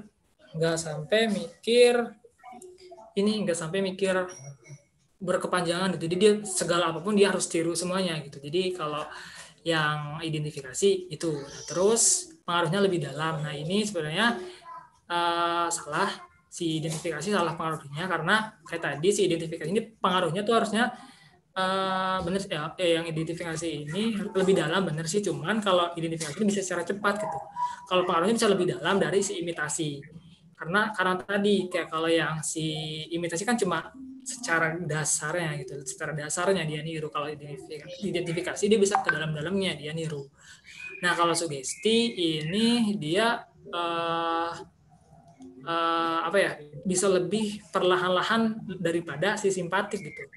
Jadi tadi benar, tadi salah, benar gitu. Oke, nomor 6 nih. Sok siapa?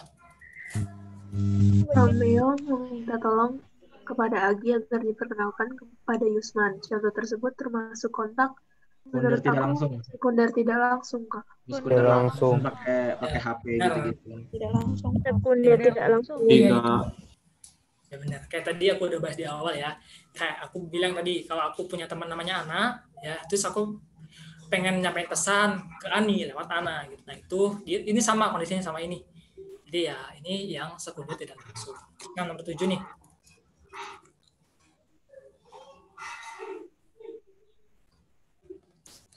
Siapa nih? Proses interaksi sosial merupakan kunci bagi semua kehidupan sosial masyarakat, sebab tanpa interaksi sosial tidak mungkin terbentuk kehidupan bersama. Aku A, benar-benar dan saling berhubungan. Ya, betul. Ada yang nggak setuju nggak? Sama Kak. Setuju, Setuju, Kak. Kak. Setuju, Kak. Setuju. Oke, lanjut nomor 8. Interaksi sosial harus memenuhi kriteria berikut. 1 dan 3. Aku 1, 2 arah dan ada hubungan timbal balik. Ya. B. Jadi B, Kak. jawabannya 1 sama 3 ya. Kenapa? Karena harus nggak boleh satu arah gitu ya. Kriteria itu nggak boleh satu arah. Jadi sebenarnya 2 sama 4 ini bukan maksud kriterianya gitu. Jadi ini kayak bagian dari apa tadi ya, syaratnya, bentuk dari bentuk kontak sama bentuk itu ya, bentuk interaksinya. Kalau ini kan kriterianya kayak berdua arah, itu maksudnya si A sama si B itu harus bisa saling berhubungan. Nah ini, dan juga ada timbal baliknya, si A ngasih aksi, si B ngasih reaksi. Jadi 1 sama 3 ya. Apa sih? B ya kalau nggak salah. B, Kak. Oh, iya. B. Kak, tapi bukannya kalau misalnya mengarah pada kerjasama juga termasuk dari kriteria interaksi sosial ya, Kak? Sama adanya pihak Kalau perantara. ini, apa ya, ini kayak perantara ini maksudnya ke kontaknya gitu. Jadi kriteria itu sebenarnya 2 ini aja udah cukup sebenarnya gitu. Ini tuh kayak lebih dalamnya lagi gitu.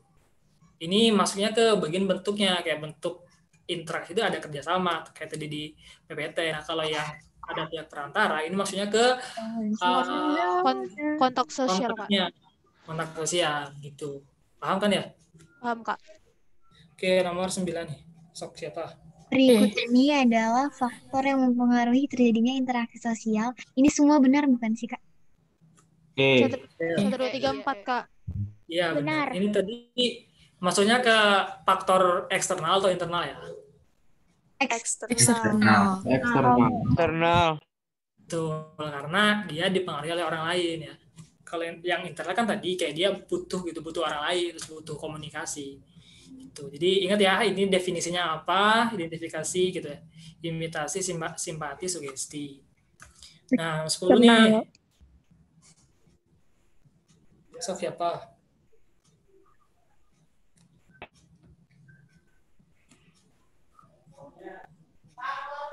Ada enggak? Aku D, Kak. Apa? Aku jawabannya D. Salah benar. Kenapa tuh? Karena kan di situ katanya imitasi suatu tindakan yang meniru orang lain dalam hal sikap maupun tingkah laku. Jadi menurut aku tuh kayak udah keseluruhan gitu loh, Kak.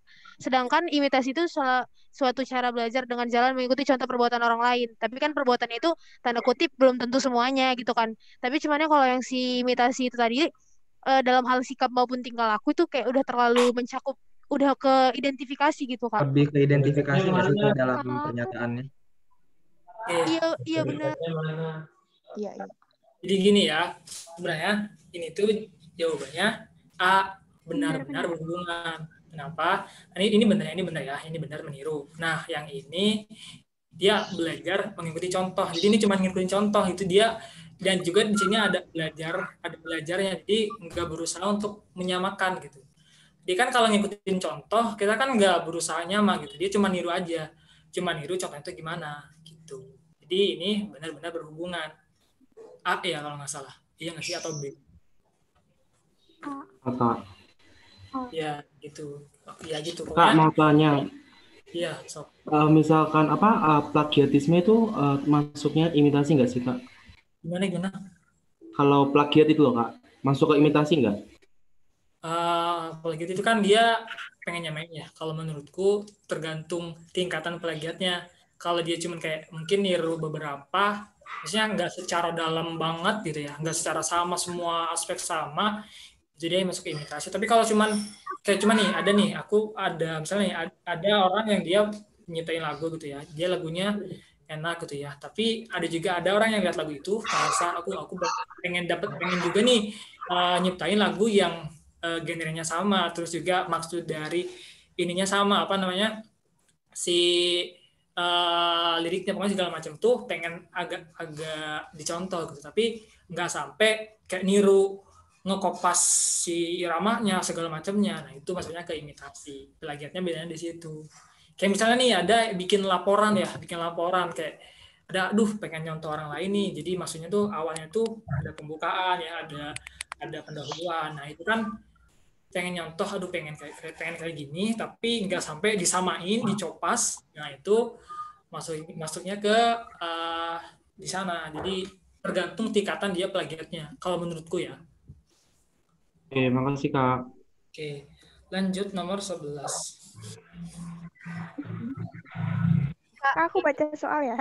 10 itu nggak sih? Hah? Ini masih belum mudeng, Kak. Gimana? Enggak jelasin kenapa yang pernyataan nomor 10 itu dia itu bisa benar.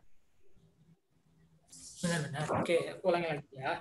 Ini kan yang pertama kan udah benar nih, meniru orang lain dalam sikap maupun tingkah laku. Jadi cuma meniru gitu. Meniru nggak sampai, kalau meniru kan di sini kan kalau ada kata meniru kan kita juga udah paham nih, nggak sampai pengen nyamain gitu ya. Dan ini udah secara definisi dari imitasi sendiri. Nah, sebabnya karena imitasi merupakan contoh cara belajar dengan jalan mengikuti contoh. Mengikuti contoh, berarti kalau mengikuti contoh ya dia cuma nyontoh aja gitu, nggak sampai seseorang itu pengen benar-benar disamain gitu. Kalau coba ya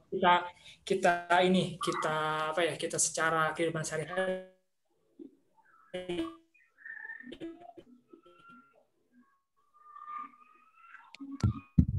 Tapi bukannya sikap sama tingkah laku itu udah mempengaruhi semuanya ya, Kak? Iya, Kak. Saya juga berpikirnya kayak gitu, Kak. Putus.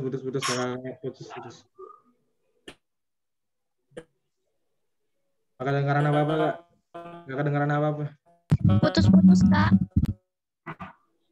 Mungkin yang bikin ambigu yang imitasi pertama tuh kita ada laporan sampai disamain semua, tapi kita nyontoh ternyata itu maksudnya tuh gini.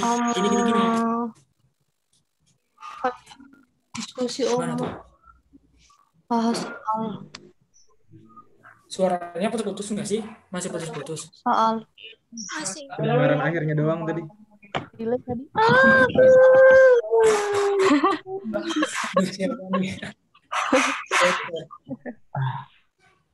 Oke, aku ulangi lagi ya. Sekarang semoga nggak putus-putus ya. Oke, jadi ini kan udah dari kalimat yang pertama nih, dari alasan itu kan kita udah bisa nebak nih. Kalau meniru itu bukan berarti menyamain. Ini udah benar dia si imitasi. Nah, sebenarnya ini sebenarnya kita udah bisa paham nih dari merupakan satu cara belajar. Jadi merupakan satu cara belajar, dan juga di sini ada bagian si contohnya, mengikuti contoh. Kalau mengikuti contoh, kalau kita inget deh dalam kehidupan sehari-hari kita gitu ya, kalau kita nyontoh bukan berarti kita nyamain. Ada si foto nih,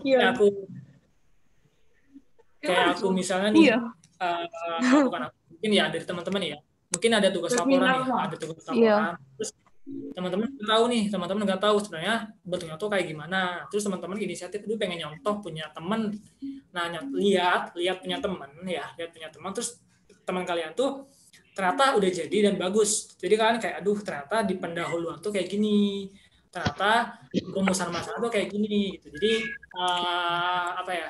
Nggak sampai kita tulis semua secara sama laporan orang lain, tapi kita bisa tahu gambaran laporan kita dari contohnya teman kita gitu. Sebenarnya dari cara kata aja sebenarnya ada kata contoh aja, ada mengikuti contoh aja. Itu sebenarnya udah imitasi gitu. Paham nggak?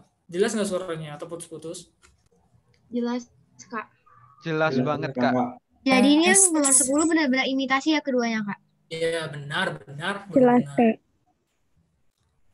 Yang 11, sok ada yang mau baca nggak?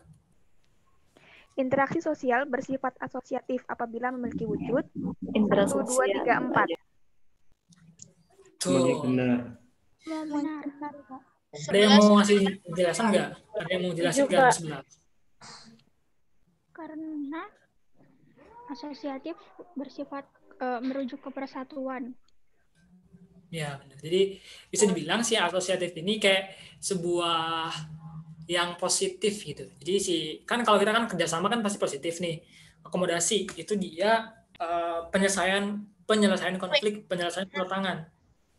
Akomodasi berarti positif kan ya.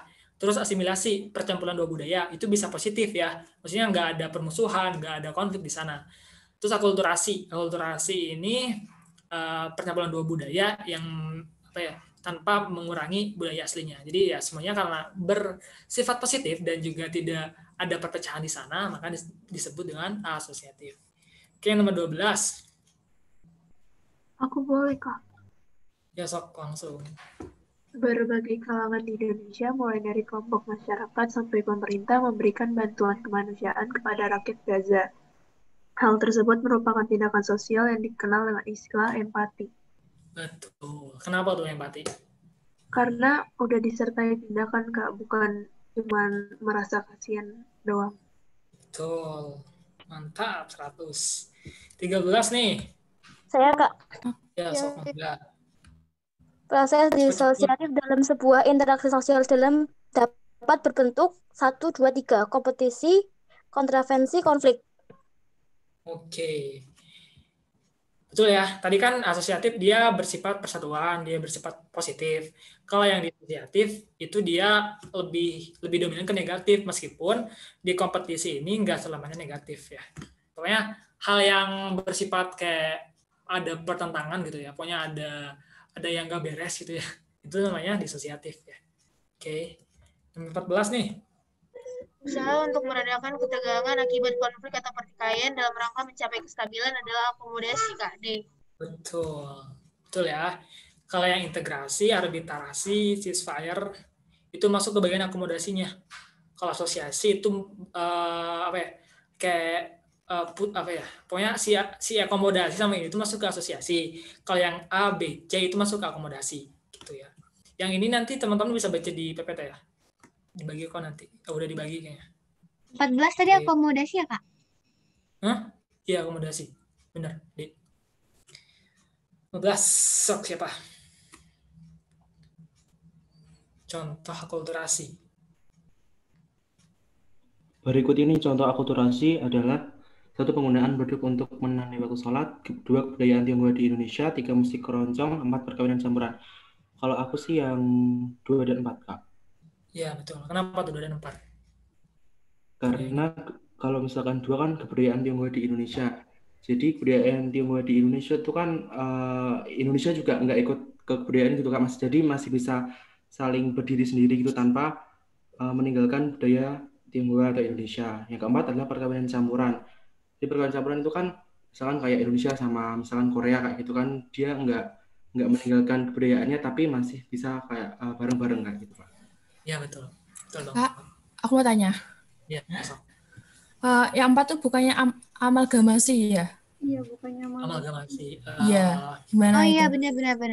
Iya benar, tapi kalau dari segi dari segi akulturasinya ya, itu masuk juga karena nanti si perkawinan campuran ini misalnya nih antara budaya sama budaya B nanti bakal misalnya nih kayak apa ya, kayak misalnya nih suku Sunda sama suku Jawa ya, dia kan punya budaya masing-masing nih, terus dia kawin dua-duanya, terus dia punya budaya baru namanya mungkin budaya punya suku namanya suku Suja ya, Sunda Jawa Mugu Suja ya, Suja. Nah terus si Suja ini si budaya ini masih terasa ada Sundanya, masih terasa ada Jawanya gitu. Jadi kalau secara perkawinan mungkin secara apa ya, apa sih namanya, pokoknya ada materi khusus gitu yang mengatakan kalau ini di bagian si amalgamasi. Tapi kalau secara akulturasi ini masuk si perkawinan campurannya itu. Oke, makasih Kak. Mau nanya boleh? Iya boleh. Kalau yang nomor 1 dan nomor 3 kenapa salah? Nah ada yang mau jawab gak nih sebelum aku jelasin? Karena di situ akulturasi itu kan yaitu pengertiannya itu pembauran antar budaya yang memiliki latar belakang yang berbeda tapi masih memperlihatkan unsur-unsur pembawaannya. Jadi istilahnya itu kalau misalnya A ditambah B, jawabannya itu AB. Nah, sedangkan kalau misalnya penggunaan beduk itu menandai waktu sholat itu kan itu hanya berlangsung satu arah gitu kan, untuk satu orang aja. Dan yang musik keroncong itu ya nggak ada kaitannya sama sekali dengan penggabungan budaya di akulturasi itu, karena arti dari akulturasi tadi itu misalnya contohnya secara singkat itu A tambah B sama dengan AB gitu, jadi tidak menghilangkan budaya aslinya. Oke, thank you. Kalau yang C gimana? Oke, di sini ada yang tahu sejarah keroncong nggak? Saya tahu. Jadi keroncong itu awalnya dari Portugis sih, dicampur dengan budaya Melayu sehingga jadilah lagu musik keroncong. Ya betul. Sebenarnya aku belum pernah dengar gimana lagu-lagu di Portugis. Cuman dari yang aku dapat itu emang si keroncong ini dia campuran Portugis sama Melayu gitu. Jadi dia nyampur gitu, terus bentuk keroncong. Nah si keroncong ini dia sama sekali beda nih isinya sama kebudayaan Melayunya sama Portugisnya. Jadi kayak sebuah aliran baru gitu yang di luar dari aliran si Portugis sama Melayunya. Nah kalau bedug ini, nah yang ini kira-kira ada yang mau ngasih ini nggak yang tentang bedug nih? Kak, berarti 1 dan 3 itu asimilasi ya?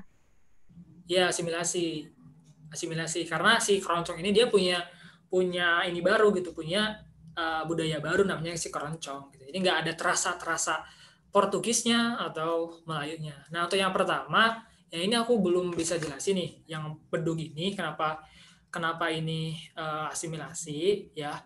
Saya. Ya, sok gimana? Karena beduk itu saya sepengetahuan saya itu dari Cina.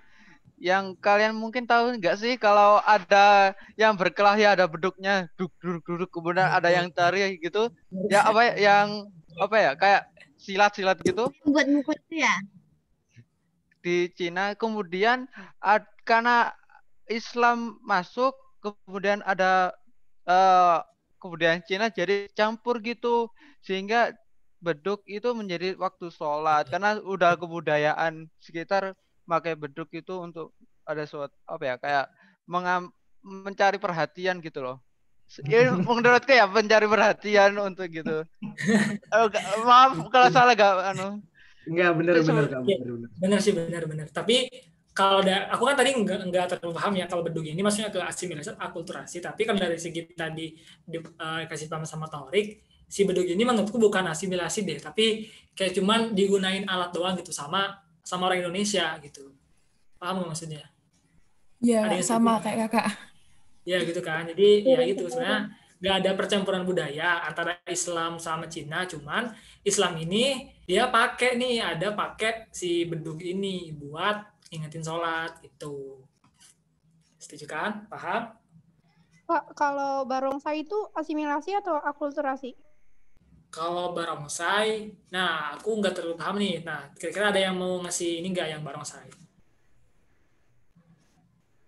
Ada yang nggak kan? Ini kan budaya Cina ya, budaya Cina yang ada di Indonesia. Tapi aku nggak tahu nih kalau si barongsai ini dia percampuran budaya mana aja, atau emang dia pure budaya Cina yang emang ada di Indonesia, atau ada campuran juga nih sama Melayu di Indonesianya sendiri, atau enggak emang ada kemungkinan ya kalau secara aku yang nggak terlalu paham juga Kalau si barongsai ini termunculnya karena campuran antara budaya ini Cina sama yang ada di Indonesia, terus muncullah barongsai. Tapi sebenarnya di Cina itu nggak ada barongsai gitu. Nah, ada yang paham nggak? Ada yang tahu nggak tentang barongsai ini? Pure budaya Cina yang ada di Indonesia, Kak. Jadi di Cina nggak ada ya? Aku Google ada kayaknya, ada deh kayaknya. Dia tarian tradisional Tiongkok gitu. Back to context, Kak. Gimana? Balik lagi ke soalnya. Iya sih, benar-benar. Oke, kita lanjut aja ya. Malah membahas bagian ini. Oke, karena jadi aku jadi ke-trigger juga. Makasih udah diingetin. Iya. Oke, nomor 16. Orang yang bertubuh ektomorf memiliki ciri psikologis menurut saya pemalu, Kak. Ini menurut saya suatu sifat seseorang tuh nggak bisa ditentuin dari sikap tubuhnya, tapi kalau menurut Google itu pemalu. Iya benar. Jadi maksudnya itu kayak secara psikologis aja gitu, secara ilmu aja gitu. Dia tuh pemalu gitu. Bukan secara apa ya? Secara teori benar-benar mantap gitu. Tapi cuma ya udah sih itu teori ilmu aja gitu. Kan enggak ada orang mungkin dia tadinya gendut ya, ada yang tadinya gendut tapi karena kurus jadi berubah juga si pandangan orang terhadap dia. Jadi cuman kayak ingat-ingat tadi di awal aku yang sebutin tadi, kalau yang bentuk tubuh ini itu cuma sebagai informasi bagi orang untuk melakukan interaksi sosial, gitu ya. Oke, lanjut. Nomor 17. Imitasi dapat bersifat positif. Sebab imitasi dapat mendorong seseorang menaati kaidah-kaidah dan nilai-nilai yang berlaku. Karena dapat, ya kan tergantung siapa yang diimitasi. Jadi benar-benar dan berhubungan. Iya, betul. Benar. 18. Pihak yang memberi pesan dalam sebuah komunikasi disebut komunikator, sebab suatu kontak dapat terjadi tanpa adanya komunikasi. Aku A. B bukan, Kak? Nggak berhubungan, Kak? Bukan, Kak. Kalau yang salah, benar salah. Benar salah. Benar salah itu C ya. Benar salah itu C tuh. Kalau kalau B mah benar-benar tidak berhubungan. Kalau ini C. Harusnya apa yang benar itu benar salah. Kenapa? Ini yang pertama benar komunikator. Nah, yang kedua ini kontak dapat terjadi tanpa adanya komunikasi. Kontak itu harus ada komunikasi gitu. Kenapa? Karena orang berkontak ya, kan harus ada timbal baliknya. Nah, timbal baliknya itu dengan cara komunikasi, meskipun bukan secara bahasa, bukan cara berbicara, tapi ya secara simbol, secara gerak tubuh gitu. Oke, paham paham kan sebelum nomor 19 nih? Berarti benar salah nih, Kak. Iya, C ya. Iya, Kak. Makasih. Sok nomor 19 nih. Aku, Kak. Iya, enggak. Oke. Sesuatu yang nilai atau maknanya diberikan kepadanya oleh mereka yang mempergunakan disebut aku simbol. Oke, kenapa tuh simbol? Karena itu kayak sesuatu yang nilai atau maknanya yang diberikan kepadanya. Itu aku kan simbol tuh kayak orang yang tertentu aja yang paham gitu. Tapi nggak tahu. Iya benar banget gitu ya. Jadi si simbol ini ingat di sini makna yang diberikan kepadanya oleh mereka yang mempergunakan. Jadi yang gunain aja nih yang dia tahu nilai atau maknanya itu apa. Jadi jawabannya itu yang E, simbol. Oke, nomor 20 nih.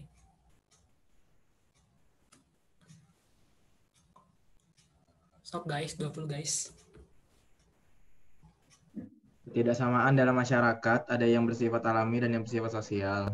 Ini adalah contoh sumber ketidaksamaan masyarakat yang bersifat sosial. Apa 2 dan 4 bukan? 2 dan 4. Kenapa tuh 2 dan 4? Kenapa tuh 2 dan 4? Ada yang mau jelasin nggak? Saya boleh, Kak. Pretise itu apa, Kak? Gak salah, Kak. Salah. Kelas kayak apa ya? Berarti itu kayak kelas, kayak pokoknya istilahnya kasta gitulah. Kebanggaan lah. Strata. Ya. Kak, saya Ya, boleh jadi jelasin, Kak? iya sok mangga. Jadi itu kan yang ditanyain kan itu ya, ketidaksamaan yang bersifat sosial. Artinya hal-hal yang bersifat didapatkan dalam masyarakat. Jadi prestis itu didapatkan apabila kita berjuang dalam masyarakat. Kekuasaan pun demikian. Tapi usia itu didapatkan alami secara tumbuh kembang kita. Begitu juga kualitas pikiran. Itu sih. Iya benar-benar. 2 Ini dan tadi 4 ya. kan, Kak? Ini gimana? 2 dan 4 kan? 2 dan 4. Jawabnya 2 dan 4 ya. Ini sebenarnya tadi sama kayak tindakan sosial. Kan tadi ada tindakan yang bersifat sosial, ada tindakan yang bersifat non sosial. Nah, kalau yang non sosial itu masuk dari diri sendiri. Kalau yang sosial itu dia dari orang lain. Pokoknya yang berhubungan sama orang lain lah istilahnya gitu. Usia kan nggak terpengaruh sama orang lain ya. Itu kan sama diri kita sendiri gitu ya. Perbedaan usia kita gitu ya. Itu kan ya udah itu karena masalah diri kita sendiri. Nah, pikiran itu sama karena itu muncul dari diri sendiri. Kalau yang prestis itu dia kan ada dalam masyarakat nih, dia pokoknya dia berhubungan sama masyarakat untuk yang si prestis ini. Itu kekuasaan juga, gak mungkin orang berkuasa dirinya sendiri gitu, pasti dia berkuasa di atas kelompok masyarakat yang lainnya gitu. Jelas ya. Yang nomor 21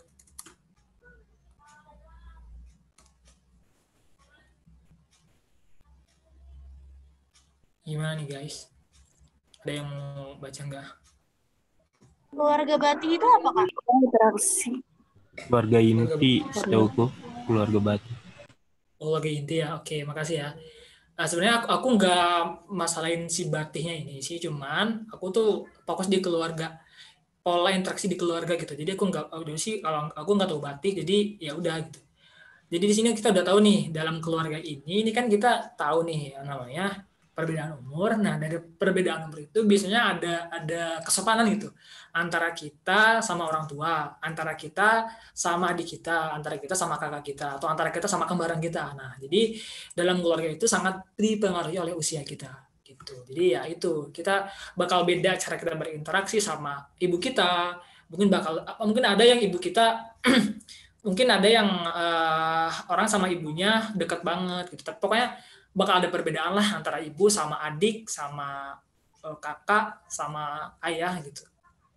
Itu sih intinya. Jelas kan? Wacana tuh apa, Kak? Wacana itu kayak bicara gitu. Bicara, kayak cara berbicara gitu, itu wacana. Kayak ada orang yang cara bicaranya itu berapi-api, ada yang pelan-pelan. Itu wacana itu di situ intinya gitu. Pengertiannya. Oke, nomor 22. Kasih, Kak. Kak, 21 tadi apa? 21 apa? 21 apa? 21 usia. B usia. Makasih. 22. Sok mangga 22. Ketika melihat polisi yang sedang berpakaian dinas, pencopet itu segera berlari. Interaksi tersebut dipengaruhi oleh pakaian. Pakaian. Gak perlu dijelasin ini, Kak, lanjut. Oke. 23. Suatu proses yang cenderung untuk meningkatkan solidaritas. Suatu proses yang cenderung untuk meningkatkan. Siapa nih? Ada 2 orang yang baca. Gercep. Suatu proses yang cenderung untuk meningkatkan solidaritas disebut asosiatif, bukankah? Oh, asosiatif. Jadi tadi kerjasama gitu. Ya, oke, nomor 24. Sok 24. Tindakan yang dilakukan. Lanjut. Oke. Tindakan yang dilakukan berdasarkan kebiasaan yang berlaku di masyarakat dan kadang-kadang kurang masuk akal adalah tindakan tradisional. Tuh, tradisional ya. Ingat aja pokoknya ada di masyarakat lah gitu. Mau dia masuk, pokoknya mau masuk akal enggak, lakuin aja itu tradisional. Terus yang 25 nih. Aku. Ya, mangga. Orang remaja cenderung meniru sikap, penampilan, dan gaya hidup artis idolanya yang ia amati melalui televisi. Perilaku tersebut didorong oleh faktor yang mempengaruhi interaksi sosial, yaitu E-nya apa, Kak? Belum lihat. E-nya apa ya? E-nya imitasi. Apa nih? Imitasi. Imitasi. Sikap, penampilan, gaya hidup. Imitasi, Kak. Kalau identifikasi lebih mendalam bukan sih? Jadi sebenarnya dari kata kunci aja ini udah paham sih di sini ada meniru gitu. Kalau tadi kan identifikasi kan menyamakan, nah ini meniru. Jadi ya kita nggak usah mikirin ya mungkin dari ini kan banyak aspek nih, tapi bisa aja dia identifikasi. Tapi ingat aja kalau ada kata kunci meniru berarti itu masuknya ke imitasi. Jadi jangan sampai kekecoh sama ini ya. Oke, yang nomor 26 nih.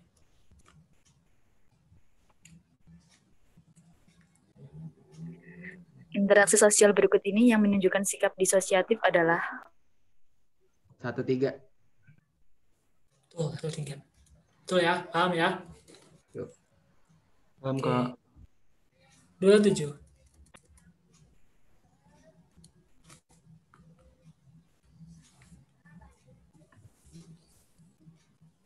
Interaksi bukan sih. sosial. Berikut ini yang merupakan bentuk komunikasi sekunder adalah D bukan Kak?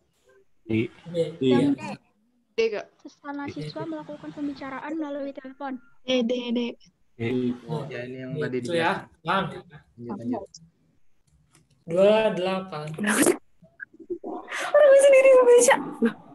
Apa coba? 1, 2, 3 Kak. 3.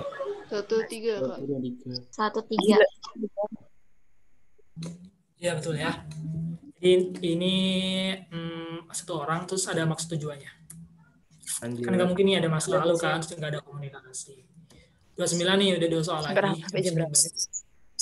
Aduh benar. Pada hakikatnya manusia adalah sebab manusia mempunyai kecenderungan untuk berhubungan Kak. Yang A Kak.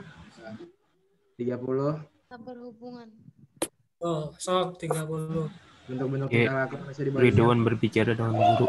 berbicara dan guru ya. Juga ketahuan dari konteks soalnya. Oke, udah selesai. Yang C sih Kak. Yang C sih Kak. Ya, benar. Oh iya, tak kira nggak usah iso. Oke, udah ya. Berarti udah beres nih materi Jadi ini. 30 C tak Kak? Oh iya. Iya, C. Iya, C. Oke, berarti udah beres ya. Sorry, aku boleh ini enggak? Apa? Tadi sebenarnya nomor 15 sih. Enggak. Cuman tadi keburu kelewat. 15 itu apa ya tadi ya? 15 Yang C. Akulturasi. C. Nah, yang apa tuh? Gunanya apa tuh?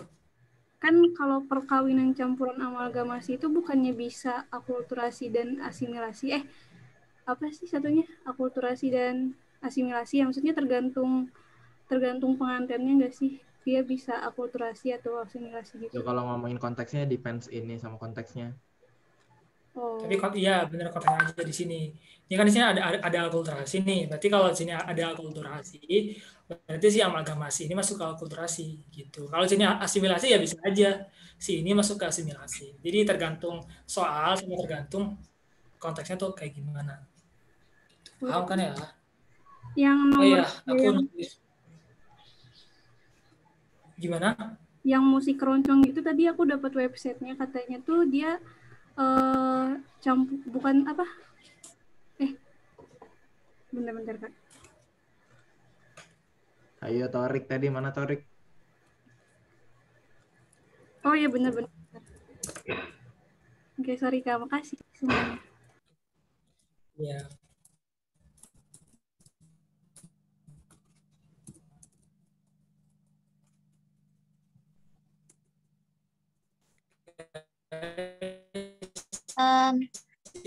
Kak, maaf. Di room chat ada email aku ya.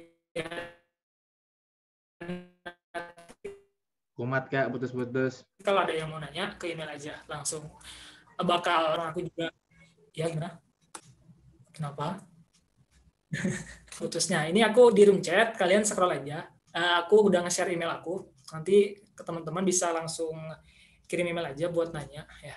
Dan insya Allahnya karena aku sering buka email ya, karena banyak banget pesan-pesan yang lumayan penting lah Jadi mungkin bakal lumayan fast respon juga. Oke, itu sih mungkin. Kak, mau nanya, Ya, kalau misalnya mau nanya soal gitu ke kakak bisa nggak? ya bisa lewat email aja ya. Oh iya kak, makasih kak. Ya, oh iya, kalian masuk ke grup Telegram kan ya? Masuk. Masuk Nah, kak. aku Iya, masuk. kak. Nanti aku bakal nge-share soal di sana ya, dan juga di Telegram kan ada ini ya, fitur kayak kuis gitu ya, kayak kuis gitu. Nanti aku bakal coba deh kuis-kuisan di sana. Oke kak. Oke kak. Oke. Oke, siap. Makasih, Kak. Oke. Makasih, Kak. Oke ya. Makasih ya udah gabung. Semangat semua.